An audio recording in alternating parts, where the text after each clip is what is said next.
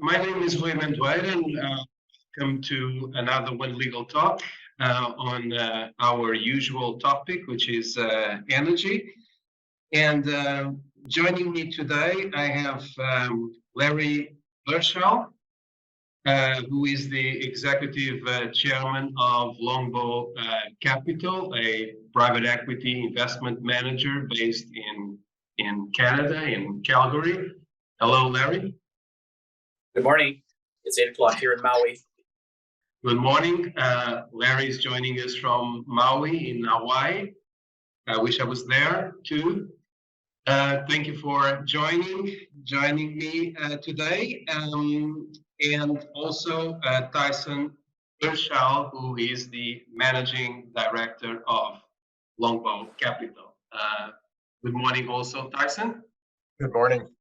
Very pleased to have you today. And so I will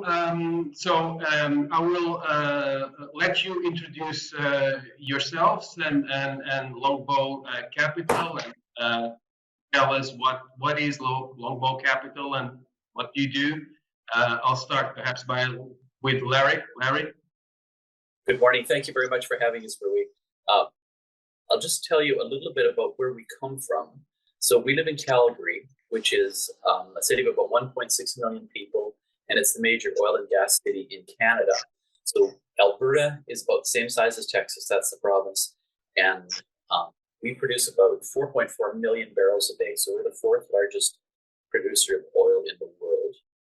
And we're situated about 1,000 kilometers east of Vancouver, just right next to the Rocky Mountains. So in the world, we produce about 100 million barrels a day. Russia and United States and Saudi Arabia would be in the top three, all about 11 million barrels a day. And so we would be number 4. And Alberta's oil is the third largest accumulation of oil in the world after Venezuela, after Saudi Arabia first, Venezuela second, and Alberta. So it's a major industry for Canada. So we work for a company called Longbow Capital, which is a family-owned private equity firm that my wife and I started in 1997. So the company is 25 years old, we'll be 26 years old this year. We manage about $800 million US, about $1.1 billion Canadian. And we started off in the oil and gas business with all of the pieces of the oil and gas, the drillers, the explorers, pipelines, infrastructure, refineries, all sorts of things like that. And about 7 or 8 years ago, we moved to this what we call now called energy transition. So we regard it as just a low carbon future, but it's now been sort of renamed. And so we were there early. We've made about, in total, maybe around 150 investments over the last 25 years. And starting about 7 or 8 years ago, starting 10 years ago a little bit, but more starting 7 or 8 years ago, we've been investing in this transition. So our guys see, in the last couple of years, we've seen about 500 companies, lots of them startups. We've made 4 investments. So it's sort of like one of 100 that we've made, but we think we know at least a little bit what's going on, certainly in Canada. And we have had exits for the last few years, and we've had about a 16% net IRR for 25 years for our clients. And our clients are mostly Canadian family offices with a few institutions as well. So Tyson joined Longbow, I think 14 years ago, Tyson. So why don't you explain your background? I joined in January of 2009, and before that, I was an investment banker with a oil and gas focused investment bank called Triston Capital that was based in Calgary. I was in part responsible for opening our offices in London and in South America as well, and that was a great experience over the 5 years I was there. During the oil boom, we did about $75 billion worth of M&A and equity financings for mostly oil and gas companies all around the world. And then when we sold that to one of the bulge bracket firms, I left and joined Larry at Longbow. Okay, thank you. Okay, so let's start with oil. We'll go through oil, a bit of renewables as well, but let's start with oil. And I have here, actually I borrowed this from from a text I was reading the other day, an article I was reading the other day, and I'll read it for you because this will be like an introduction for your comments on this topic. So supply and demand balance for oil is the tightest we've had in decades. Over the next 20 years, we have to find about 70 million barrels a day of supply just to replace the depleted production during those 20 years. Now, 70 million is about, Saudi Arabia produces like 10 million per day or so. So 70 million is like 7 Saudi Arabias. So the question to you is, will we be able to find that much oil in the next 20 years, or the long predicted peak oil is finally arriving? What do you think, Larry? Well, it's going to be hard. The world has changed. Investors today are demanding, if we think about the United States and Canada, so there's really two. There's government-run oil and gas companies like Saudi Arabia and the other countries in the Middle East and through Africa. But if we talk about Canada and the United States, which would represent about 14% of what the world uses, the investors are demanding buybacks, and they're demanding increased, first of all, pay off the debt. That's a great thing to do. And then buybacks and big dividends. So the United States has had huge growth. In 2008, it was about 6 million barrels a day. In 2019, it hit 12.3 million barrels a day, dropped off a little bit after COVID, is now roughly around that. From what we can tell and what we read, it might, by the end of this year, go up by 300,000 barrels a day, maybe 12.6 million. But most of the money that's being made by the oil companies, and it's huge. Chevron announced this morning that they had made last year they had made, I think, $36 billion last year, and they've announced $75 billion worth of buybacks over the next few years. So it's going to be very, very hard, given the state of the world today, to replace Saudi Arabia 7 times. Tyson, do you want to take it from that? Yeah, I think there's sort of 2 sides to that. One, on the optimistic side, we have over the last 20 years replaced Saudi Arabia 7 times and probably more, because really what we're talking about is offsetting those declines. The decline, we were producing 100 million barrels a day. The world's oil production, if we stopped all investment, would decline probably at about 5 or 6% per year. And so every year, including last year, including this year, we are in fact, by that standard, replacing half of Saudi Arabia, which is how you get to needing to replace 10 of them over the next 20 years. I do think we can do that. I don't think peak oil is really upon us. And as we like to say, the Stone Age didn't end because we ran out of stones, and the oil age won't end because we run out of oil. It's just a matter of price, technology, and willingness to invest. That's where the rubber hits the road. To Larry's point, the last decade we describe as a decade of energy abundance. The coming decade, the one we're in now, we would say is going to be one of energy scarcity and one of volatility. And expensive energy. That's right. The only 2 countries that really added oil production over the last decade was Canada and the US. If you take all the rest of the countries in the world, add up all the pluses and minuses, which were minor, it adds up to a slight decline in production. So Canada, we got that primarily out of the oil sands. Those greenfield developments have stopped basically entirely. Production is growing through optimization, but much slower than it has. And for all the reasons that Larry talked about, the US supply is also not growing the way it was before, yet demand is continuing to grow the way it has been in the past, which is why we have this very tight environment that we're in today. And we don't seem to see that changing at all around investors' appetite to start investing more in oil growth.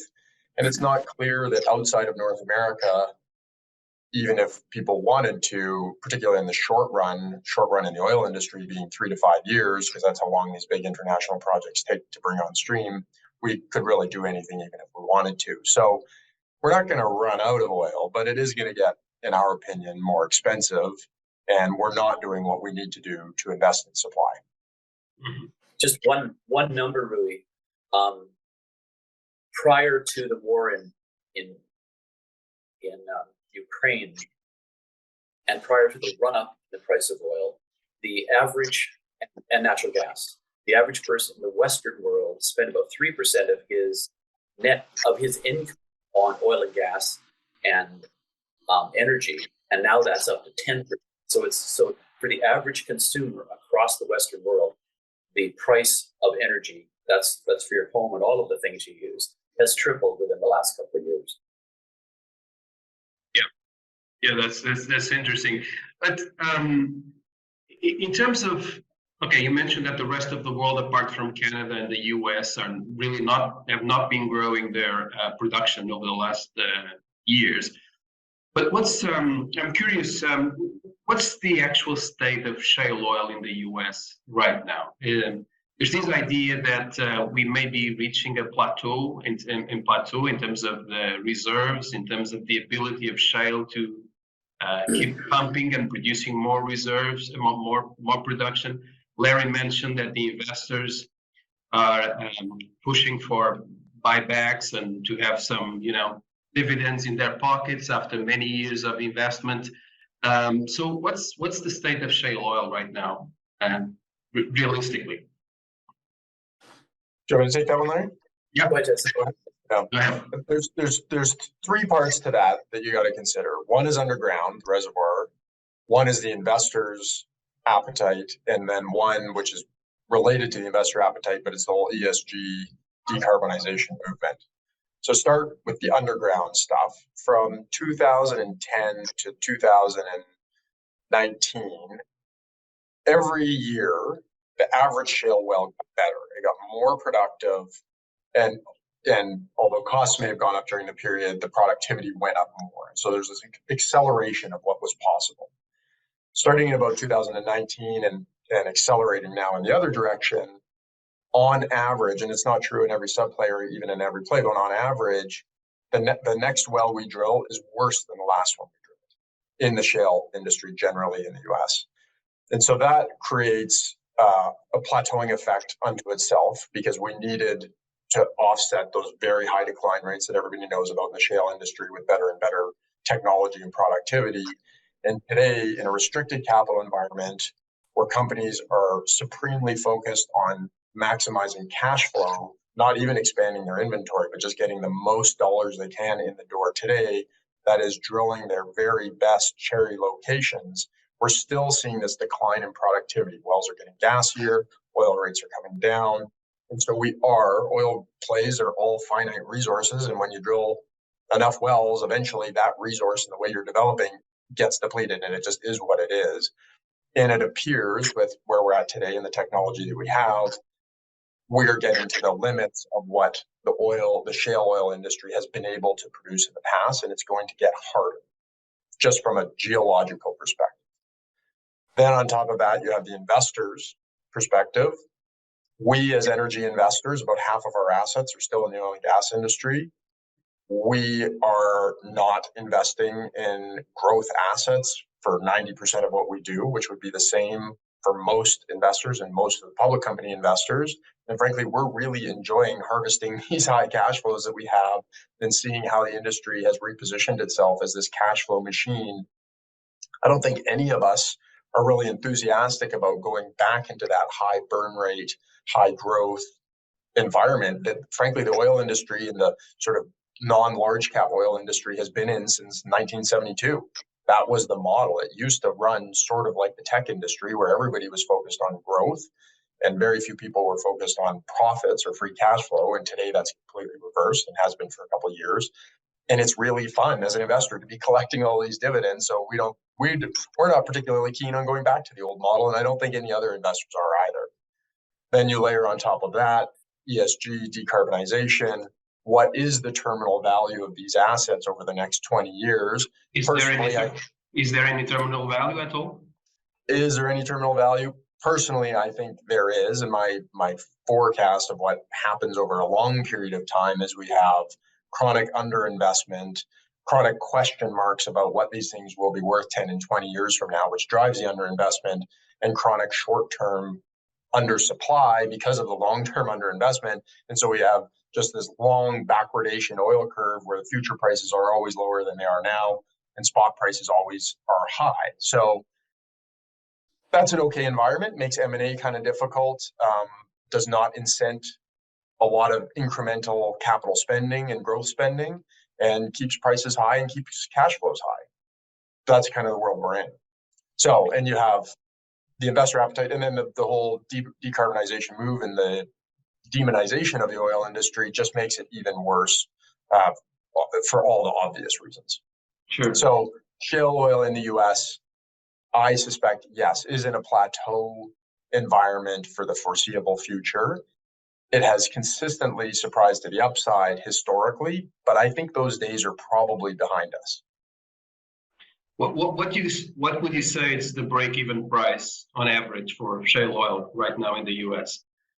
So the break-even price, and we'll just define what we mean by when we say break-even price. And there's two ways that people define it. There's a way that the industry and corporate presentations defined it, which we describe as half-cycle break-even economics. And that is if you take out G&A, take out the cost of the land, take out any mechanical failures you have, take out like virtually everything, not virtually, take out every expense a corporation has, but for the cost of drilling and fracking that incremental well, that is your half cycle economics. The industry used to talk about $30 to $50 break-even prices to generate acceptable half cycle economics.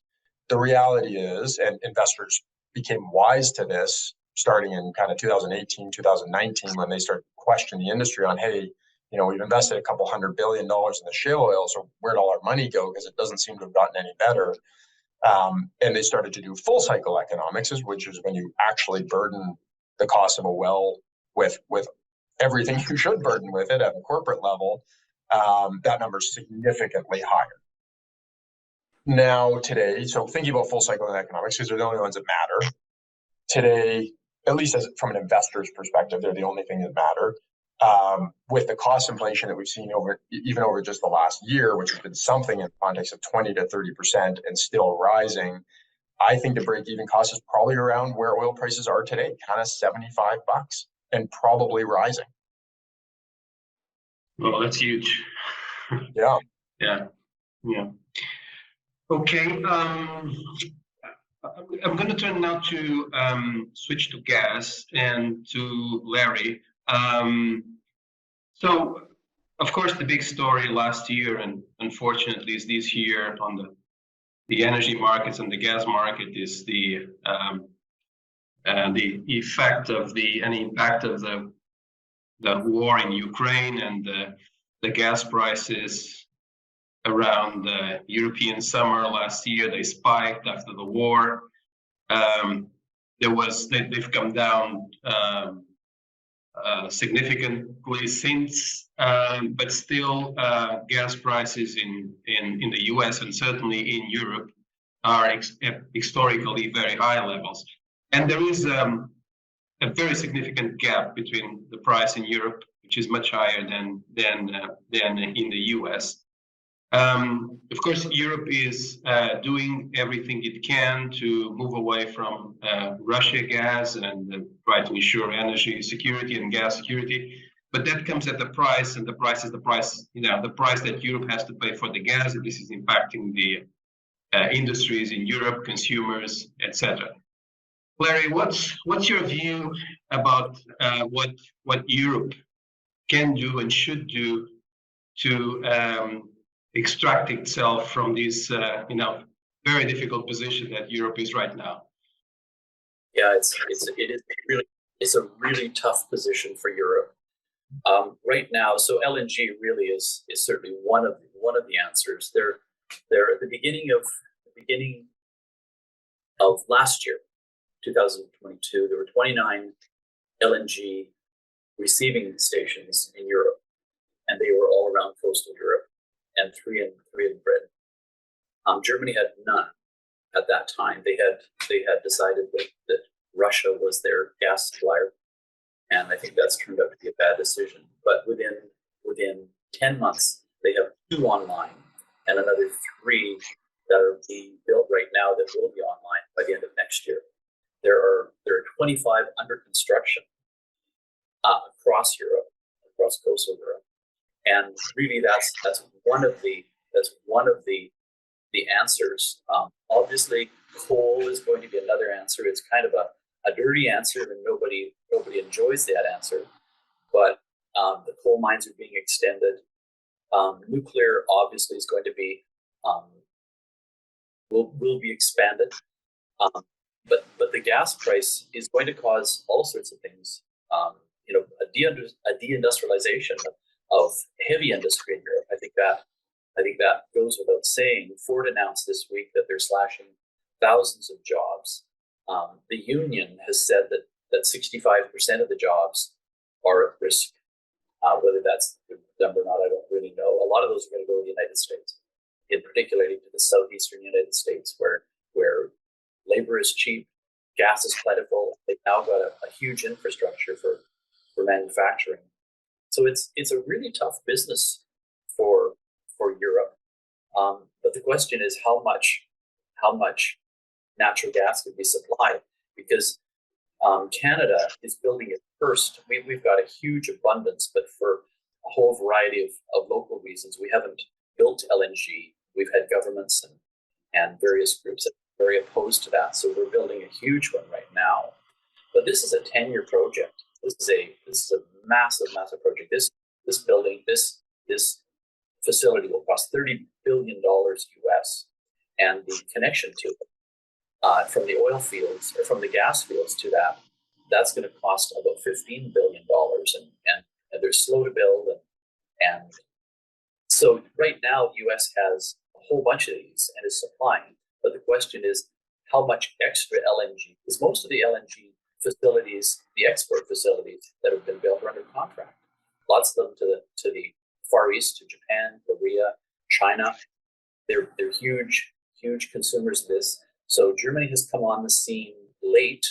They did do a 15-year deal with Qatar, but what Germany wanted and what Qatar wanted were very different, because Germany sees this as a temporary problem, and that this is the way that I see this is the way that I see when I read about Germany. They see it as a temporary problem, maybe a 10-year problem, and they don't want long-term contracts. So it's a real tough place for Europe to get stuck, and the prices have been extremely volatile. They've been at sometimes 10 times what the prices were in North America. So it really hurts the industry, and it really hurts the countries. And then with the huge amounts of money that's been paid back to the consumer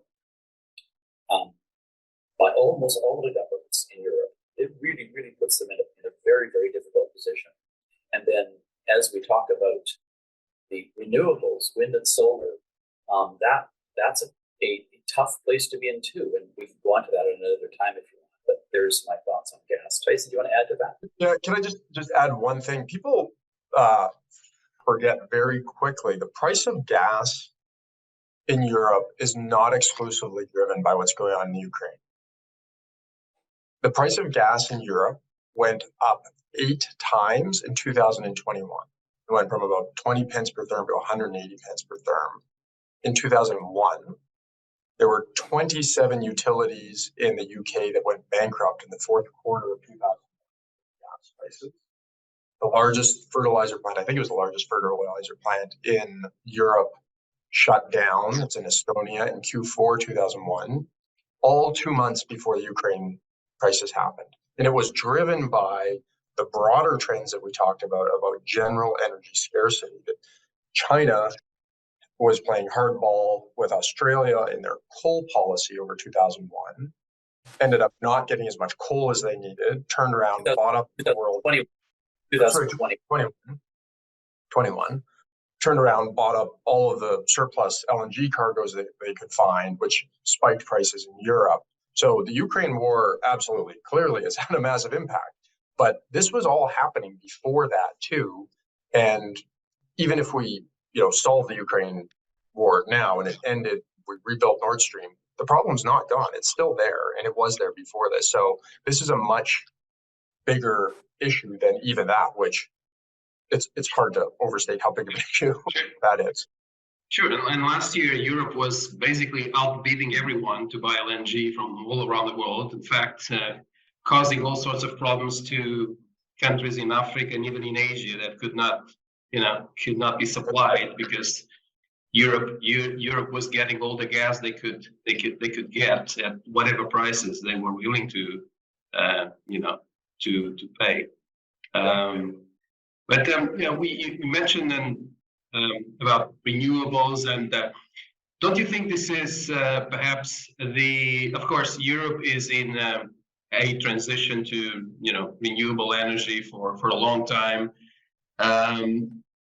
but don't you think this could be really the trigger for Europe to really get really serious about the energy transition and achieve the very ambitious goals that were set to reach net zero and etc.?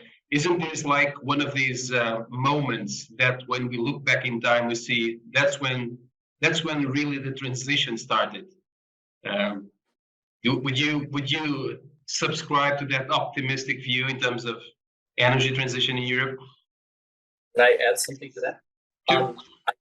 So just to be clear, we're very much believers in the renewable industry. We invest in it, but we also dig deeper and try to figure out what's going on. So some of the inputs, steel, copper, aluminum, things like silicon and cobalt, nickel, and all of these rare metals and all of these things that we've never heard of, like molybdenum and other graphite, lithium. Lithium's up by 10 times in the last year and a half.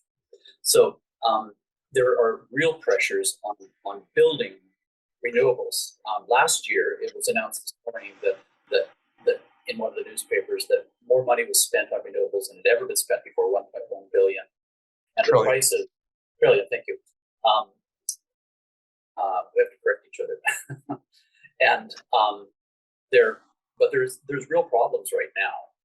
Like it takes, if you're building a 1,000-pound battery, you have to move 500,000 pounds of ore or earth to get a 1,000-pound battery. All of those things that I talked about, all of those minerals, many of those are controlled 70 to 90% by China. And as we know, the Western world is getting along famously with China right now.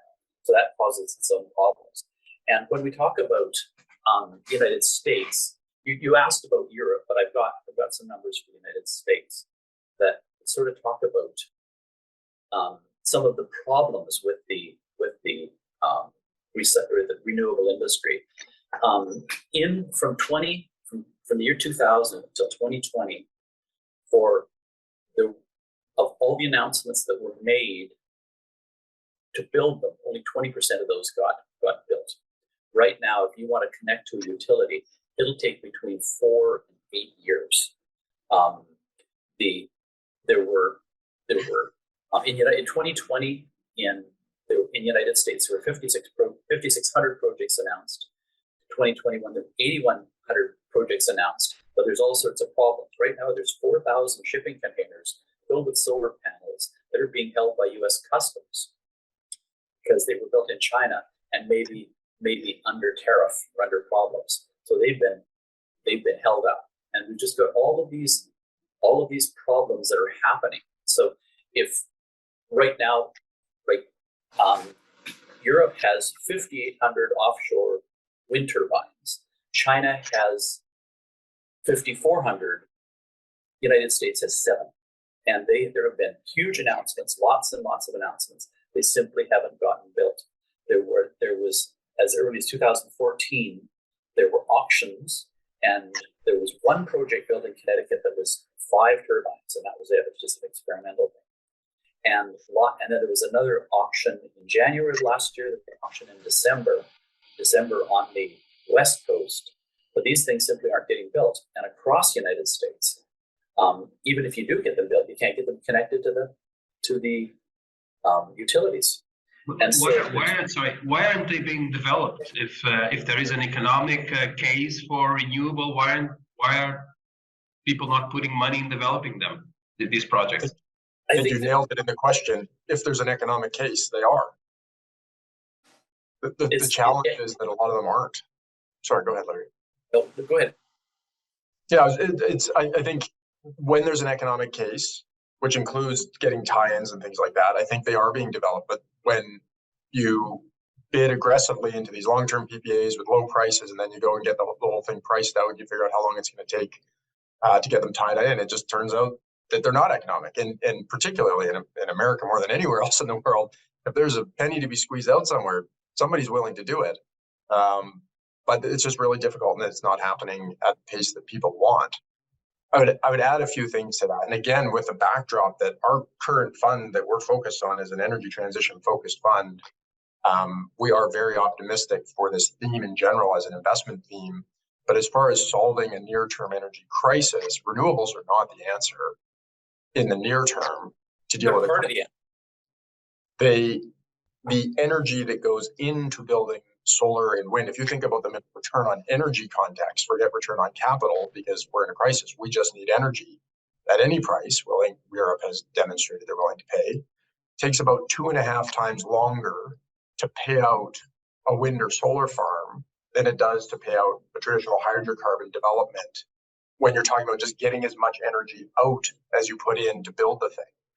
The whole premise, which everybody knows, of renewable energy is you put all the capital and all the infrastructure in up front, and then you get all your money back over a very, very long period of time. Well, it's the same with the amount of energy you get back over that long period of time. In the short run, you're making the deficit even worse. So it's a challenge. There's, a couple 100 tons of steel, concrete, depending on the size of your turbine, 5 tons of copper in one wind turbine. Just takes a lot to get all that stuff, and there's a lot of investment that has to go into it, and energy is a big part of the cost of it. There's a big project off in the United States called Sunrise, and Ørsted, which is a big Danish firm, wrote off $366 million, and they talked about the reason they wrote it off was capital expenditures, cost inflation, rising interest rates, and electricity prices. And rising interest rates are a really important thing here, because these things typically have very high leverage, and until this last 10 months or so, they've been able to borrow capital at virtually zero or something, a very, very low rate. That's all changed, and that's put a lot of the ones that were going to be built, they won't be built, especially the big projects. The other thing is that in the United States and Canada, US more so, because it tends to be a more litigious country than a lot of others. A lot of these things aren't being built because of lawsuits, because people don't want them. And even in Nantucket and in the Hamptons, these are very left-wing Democrat areas who embrace the renewable energy, but they don't want them built because it's in their backyard. And you just read about the lawsuits, and I've spent this last week reading about a whole bunch of those, and they don't want them in their backyard. Even if you can't see the wind turbines from where they are, they don't want the connections there. So it's a very tough environment. And even when you think about solar farms, that silica and has to come from, there's lots of stuff being built in the United States and in Europe right now, but they're not done yet. They're not ready to go. And 80% of the solar panels are manufactured in China, and they're manufactured. And if we're talking about world carbon rather than just local carbon, if you buy solar panels, you're sort of outsourcing your pollution and your carbon because of the amount of coal that it takes to make these cells in China. And they typically are using coal, and so it's around and round and round we go. And so we believe in every kind of energy that can be produced. We need it all, but to say that we're going to double down on on the renewables, you can say it, but it doesn't happen. And the other thing is that not only are the materials hard to get, but it's hard to get people to work on it because there just isn't enough staff to work on these things. And you've got all shortages and all sorts of different materials. It should take 36 weeks to get a high performance connection. And now some of the materials are 72 weeks. They've doubled, and the cost has doubled. So it's a really tough thing for the energy industry. Okay, well, I guess that's a very realistic assessment of the situation. Pretty dark is this. Yeah, some of the problems you mentioned about getting the minerals from China and elsewhere, well, they could be resolved by another form of perhaps the ultimate clean energy, which is nuclear energy, which can be produced locally, has other problems. What's your view on nuclear? There seems to be somehow a renaissance, at least in the public discourse, not necessarily in investments, about nuclear energy. What's your view on that? There's My view. 400. Go ahead. There's 439. I go to these things. I was digging around this week. I'm on holiday, so I was out to poke around on the internet, and that took away from my beach time. I just want you to know that, really. So there are 439 nuclear facilities in the world. Of those, 180 are in Europe. There's 8 under construction. There are 92 in the United States. There's 2 under construction, both of which are multi-year. Both of those things. I don't know about the ones in Europe where they are. Both of those ones in U.S. are years and years behind. They're in Georgia, and billions and billions of dollars over budget, and so it's not a simple fix. But no, I do think there's a change in discourse, and I do think the world is very serious about decarbonizing. And even if it takes much, much, much longer than people think, ultimately we do want to get there and at least go in that direction. And I personally believe that nuclear has to be a part of that. Like, it just has to be a part of that. After going through, hundreds and hundreds of different technologies in our investment process over the last few years, this is a really difficult thing to solve. Nuclear is a great answer, and it's probably been demonized unduly. And as expensive and challenging as it is, we do know that it works and it's possible and it's scalable. Okay, well, we are nearing the end of our talk, but I wanted to spend a couple of minutes talking about your firm. Well, you are a private equity investment manager. How do you, and of course you have your main objective is to deliver attractive returns to your investors. How do you navigate these investments in this space that is so volatile, so difficult to predict? What's your strategy to try to make the best investments and get the best returns to your shareholders in an industry and in the space that's very, very challenging? Tyson. Yeah, it is challenging, but it's also extremely exciting, right? And everything we've said sounds very dark and negative, but the flip side of that is how much opportunity it really does create, because these are really big problems that are really hard to solve. We don't think that there's going to be any silver bullets or miracle technology breakthroughs that are going to change the direction of energy transition or giant capital flows that we're talking about. We have, again, about half our assets in upstream oil and gas investments, predominantly in Canada, which are cash flowing and doing absolutely beautifully now. And we continue to make some investments in that space, although just much, much more selectively than we historically have over the last 25 years, because it is a more difficult market. It's more difficult to get liquidity. Valuations are more difficult on the way out, more attractive on the way in. So there's still absolutely opportunities there, but they're few and far between from our experience. On the other side of our business, where most of our effort is and where most of the focus of our people is on our energy transition investment strategy. And in that, we see this as actually a really unbelievable backdrop to be investing in. And I'll give you some examples, but ultimately we have a massive desire for corporations, big industries that have been around for a long time, who are reluctant to change the way they operate, to have completely opened their eyes and be willing to reconsider how they operate and how they're going to exist in a low carbon future, whatever and whenever that future looks like. Whether it's the cement industry, which hasn't changed since the formula was invented in 1894, the oil and gas industry, which has been very innovative, mining, manufacturing, everybody, it's mission number one for every CEO to at least be able to tell their investors what they're doing in this vein.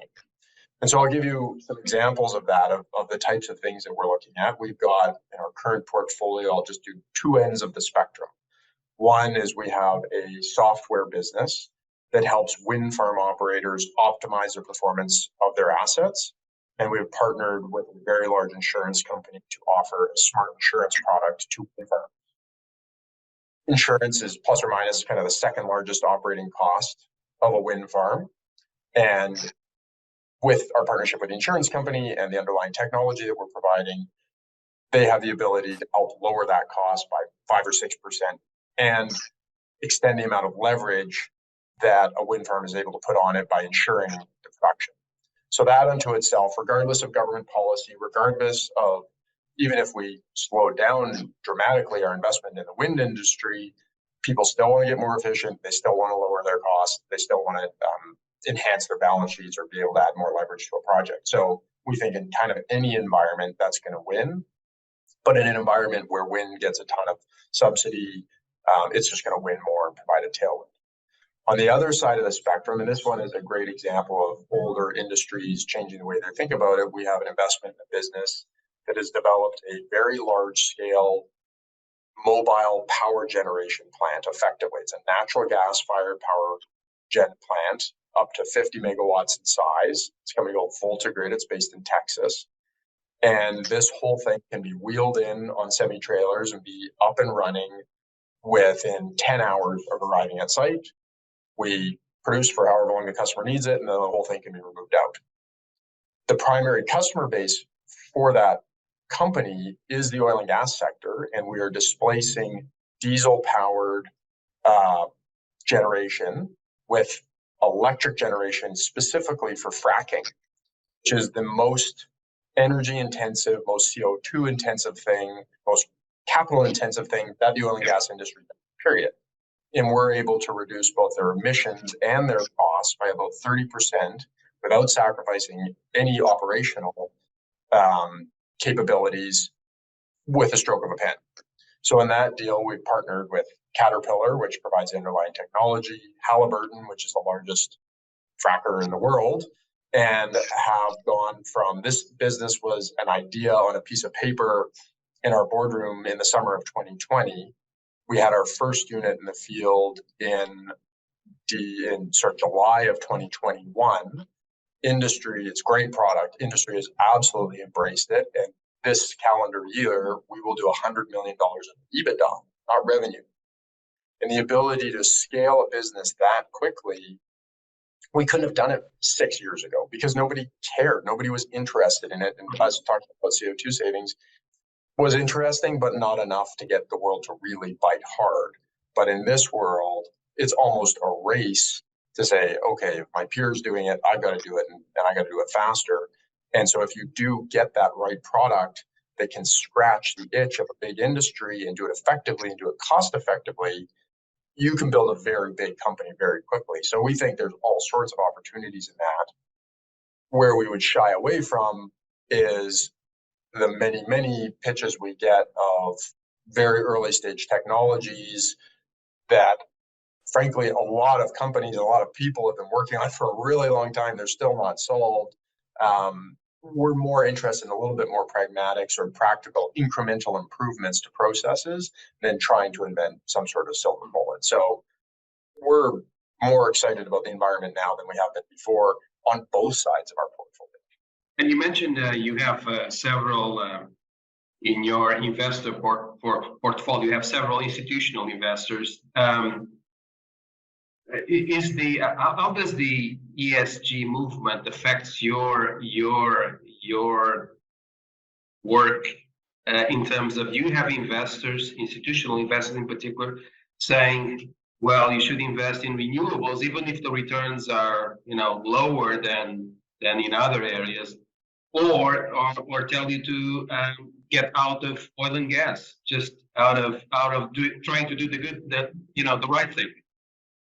We don't. Others do. Fidelity does. Blackstone does for sure. We don't, and we have been, and we're, maybe even a little bit over the top in the marketing of our most recent fund, which we closed a year ago.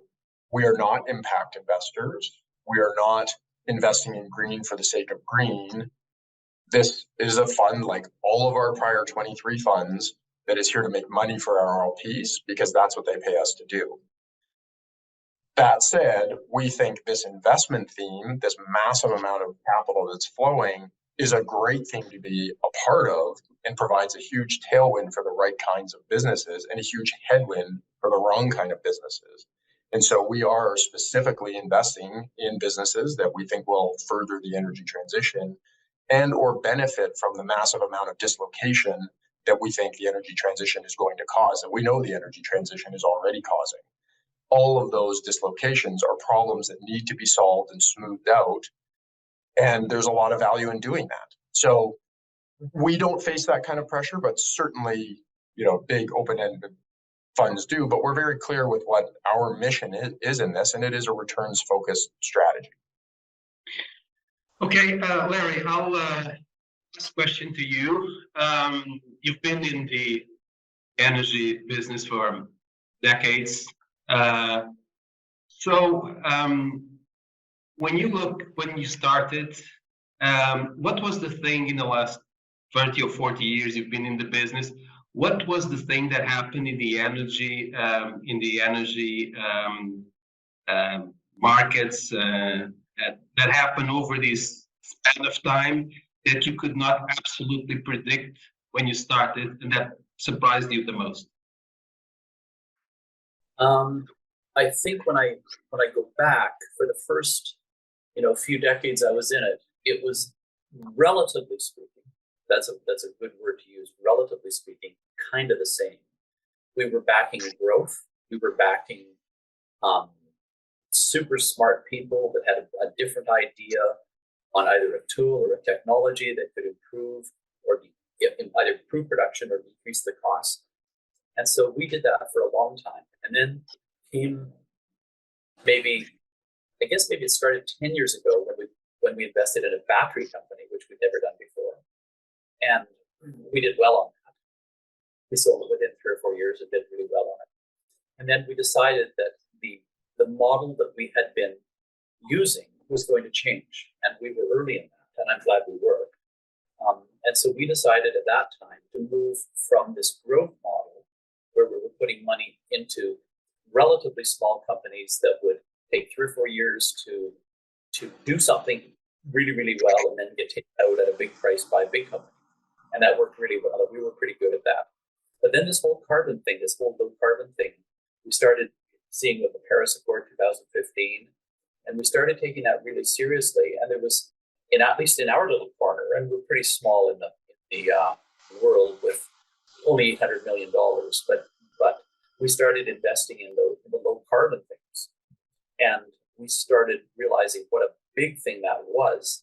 And having been in it early and having had, I think maybe we've had 25, 26 investments in it. We've sold maybe 8 or 9. We haven't had any losses, which is unusual because it doesn't work like that.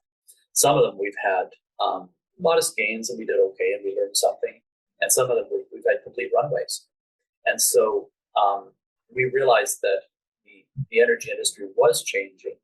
And this is a 30-year or 40-year story that we're involved in. And we just decided that was a really, really good thing to do. And the tailwinds are so strong. And it's a case of picking where you can make money, because so many of these things won't make money. And having been in this industry for a very long time and having survived in it, we think we know where to go to make money, and that's certainly proven itself historically. So I think the biggest change has been this change to a low carbon future, and we embraced that early, and it seems to have worked for us. And I certainly our investor base, these big family offices, mostly from Canada. We have a few international and a few from the United States, but we're small enough to just see the Canadian market for the most part. And it's worked for them. And they saw it as well and really embraced it and wanted us to do this. So it worked for everybody. Okay, well, we came to the end of our talk. It was very interesting, very enlightening. Thank you for your time. Thank you for joining me today and for your insights and for sharing your experience. Well, stay well. You, Larry, in Hawaii, and you, Tyson, in Calgary. And where it's cold. It's also cold where I am in Lisbon. So it's, I guess, a bit less cold in Hawaii, I hope. Yes. Just mention one thing, Rui. If anybody wants to talk to us, they're welcome to email us. And if you've got Longbow Capital, you'll find our emails. Okay. Thank you. And Thank you. Appreciate your time. goodbye. Thank you. Thank you for your time. Goodbye.